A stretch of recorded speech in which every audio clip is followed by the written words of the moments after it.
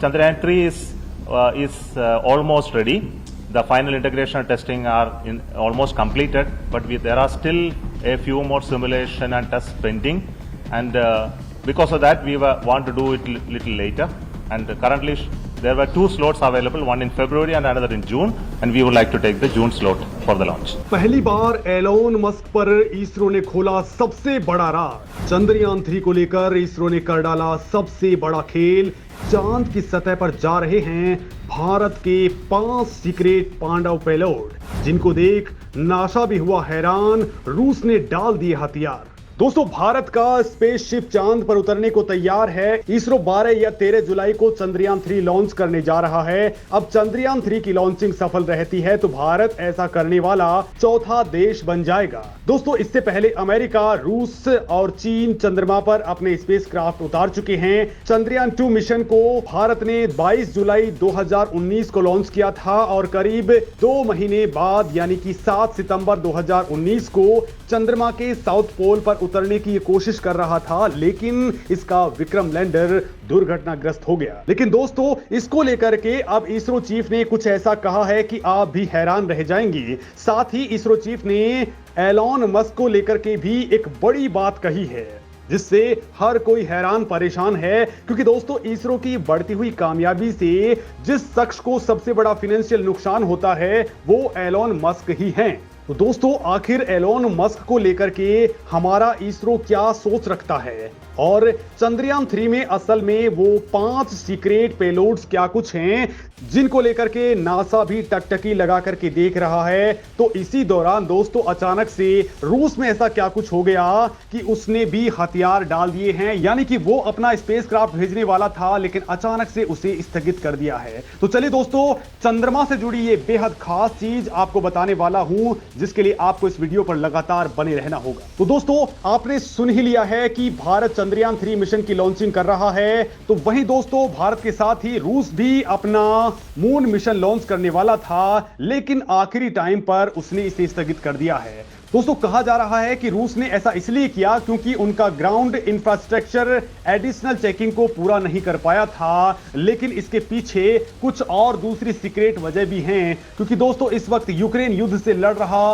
रूस कई तरह के संकट से गुजर रहा है, उस पर कई तरह के बैन लग चुके हैं। लिहाजा दोस्तों, ये भी एक बड़ी वजह हो सकती है कि फाइनेंशियल संकट में फंसे हुए रूस ने अपने पांव पीछे खींच लिए।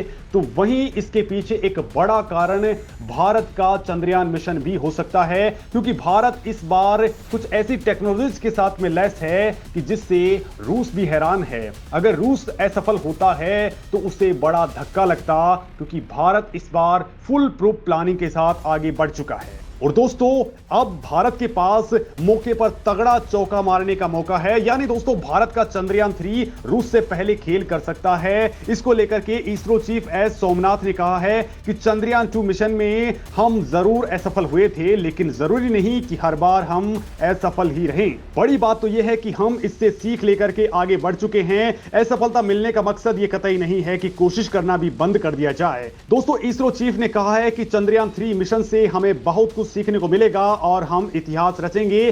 चंद्रयान 2 मिशन की आंशिक असफलता रही थी, लेकिन उसका ऑर्बिटर फिलहाल बहुत अच्छा काम कर रहा है और लगातार भारत को यह डेटा दे रहा है। तो वहीं दोस्तों, इस दौरान इसरो चीफ ने एक बड़ी बात भी दुनिया के सामने कह दी है। उन्होंने कहा कि भारत को यह लंबा वक्त लगा कि चंद्रयान 2 के अंदर चूक कहां हुई थी और असल में इसकी समस्या क्या थी जिसकी वजह से यह क्रैश लैंड कर गया था। अब इसरो ने उसका पता लगा लिया है और इसके लिए जो बड़ी वजह थी दोस्तों, वो था इसके सॉफ्टवेयर में दिक्कत थी। इसका एल्गोरिदम आखिरी मोमेंट पर फेल हो चुका था, लिहाजा ये सारा का सारा खेल हुआ। यानी दोस्तों, अब पूरी तरह से इसरो तैयार हो चुका है। इसरो ने इस बार कुछ ऐसा किया है कि किसी भी सूरत में ये लैंडिंग फेल नहीं हो पाएगी। और इसरो के मुताबिक चंद्रयान 3 का मेन मकसद ही सटीक लैंडिंग करवाना है। इसके लिए इसरो ने बहुत सी नई टेक्नोलॉजीज को डेवलप किया है। इस बार नए इक्विपमेंट्स, बेहतर एल्गोरिदम और फेलर मोड पर फुल फोकस किया गया है। चंद्रयान मिशन के तहत इसरो चांद की सतह की स्टडी करना चाहता है।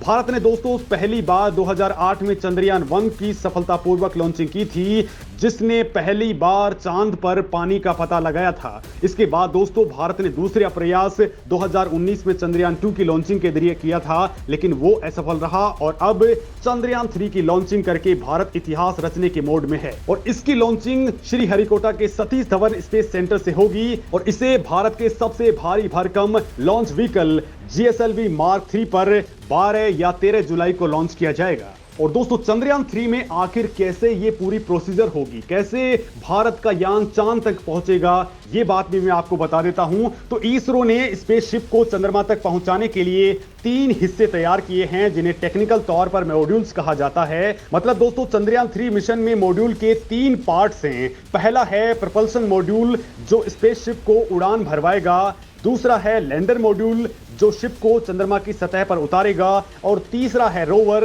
जो चंद्रमा की सतह पर पहुंचेगा और जानकारियां जुटा करके धरती पर पहुंचाएगा। दोस्तों इन तीनों मॉड्यूल्स का मिला जुला करके वजन करीब 4 टन यानी कि 3900 किलोग्राम है, जिसमें अकेले प्रपल्सन यानी कि प्रणोदन मॉड्यूल का वजन ही 2148 किलोग्राम है, जो लैंडर और रोवर को 100 किलोमीटर की चंद्रमा वाली कक्षा में पहुंचाएगा। इस कक्षा में पहुंचने के बाद लैंडर मॉड्यूल और प्रपल्सन मॉड्यूल अलग अलग हो जाएंगे। दोस्तों चांद की सतह पर चहलकदमी करने वाले रोवर का वजन केवल 26 किलोग्राम है। दोस्तों ये रोवर भी चंद्रयान 2 के रोवर की तरह ही होगा, लेकिन सुरक्षित लैंडिंग करने के लिए इसमें कई सुधार किए गए हैं। दोस्तों इससे जुड़ी एक और बड़ी बेहतरीन सी जानकारी आपको बताता हूं। चंद्रयान 3 का प्रपल्सन मॉड्यूल 758 वोल्ट की बिजली को प्रोड्यूस करेगा, तो वहीं लैंडर मॉड्यूल 738 वोल्ट बिजली प्रोड्यूस करेगा, तो वहीं जो रोवर है वो 50 टन की बिजली को प्रोड्यूस करेगा। और दोस्तों ये सारी की सारी बिजली सोलर के जरिए प्रोड्यूस होगी। तो वहीं दोस्तों चंद्रयान 3 लैंडर को कुछ इस तरह से डिजाइन और डेवलप किया गया है कि ये चंद्रमा के साउथ पोल पर धीरे धीरे उतर सकता है और रोवर को वहां पर तैनात कर सकता है, जिसका उद्देश्य सतह के इनटू रासायनिक विश्लेषण करना है। दोस्तों चंद्रमा की कक्षा में पहुंचने के बाद में लैंडर मॉड्यूल और प्रपल्सन मॉड्यूल अलग अलग हो जाएंगे और इसके बाद प्रपल्सन मॉड्यूल चंद्रमा के चारों ओर कक्षा में चक्कर लगाता रहेगा और संचार रिले उपग्रह के रूप में ये काम करता रहेगा। लैंडर और रोवर साथ ही प्रणोदन मॉड्यूल अपने खुद के वैज्ञानिक पेलोड लेकर के जाएंगे। बॉक्स के आकार के लैंडर में 4 लैंडिंग पैर, 4 लैंडिंग थ्रस्टर्स, साथ ही टचडाउन करने के लिए कई तरह के सेंसर्स और खतरों से निपटने के लिए इसमें कई कैमरे भी लगाए गए हैं। लैंडर एक एक्स बैंड एंटीना से भी लैस होगा जो संचार को बनाए रखेगा। दोस्तों चंद्रयान 3 का लैंडर 5 पेलोड से लैस होगा और यही भारत के वो 5 पांडव हैं जिन पर पूरी दुनिया की नजरें भी टिकी हुई हैं, क्योंकि चंद्रयान के रोवर पर सबकी नजरें हैं, लेकिन असल में वहां पर जो खेल होने वाला है ये 5 पांडव ही करने वाले हैं। इनमें पहला है सी हैंड्राज सरफेस थर्मोफिजिकल एक्सपेरिमेंट यानी CHTE, जो दक्षिणी ध्रुव के पास चंद्र सतह पर तापीय गुणों का मापन करेगा। इनमें दूसरा है instrument for lunar seismic activity यानी ILSA, जो लैंडिंग साइट के आसपास भूकंपीयता को मापने का काम करेगा। तीसरा है लैंगमुइर प्रोब जो प्लाज्मा घनत्व का अनुमान लगाएगा। चौथा है लेजर रिट्रो रिफ्लेक्टर एरे यानी LRA, जो चंद्रमा की गतिशीलता को समझने में मदद करेगा। पांचवा है moon bound hypersensitive ionosphere and atmosphere, जो चंद्रमा के वातावरण की स्टडी करेगा।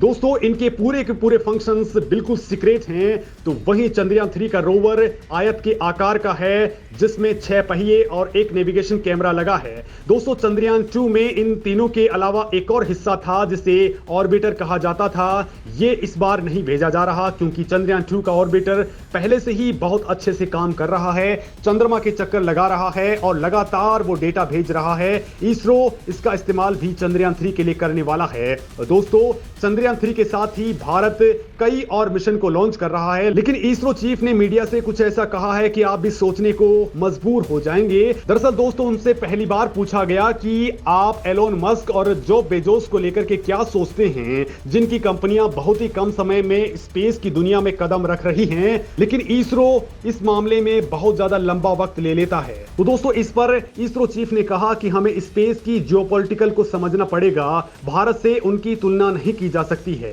दोस्तों इसरो चीफ ने कहा कि एलोन मस्क आज की डेट में एक प्रेरणा है, वो शिद्दत के साथ मिशन पर जुटे हुए हैं। इसरो प्रमुख ने कहा कि आने वाले सालों में स्पेस जगत में बहुत बड़े बदलाव होने वाले हैं।